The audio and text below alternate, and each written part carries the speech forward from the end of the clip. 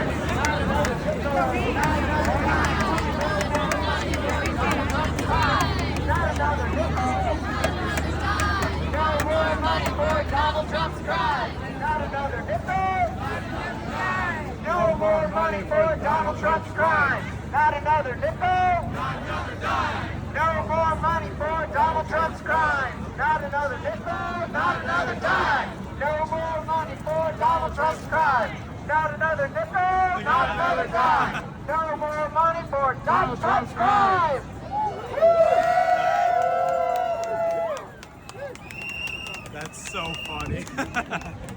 I love that. Wow, look at you.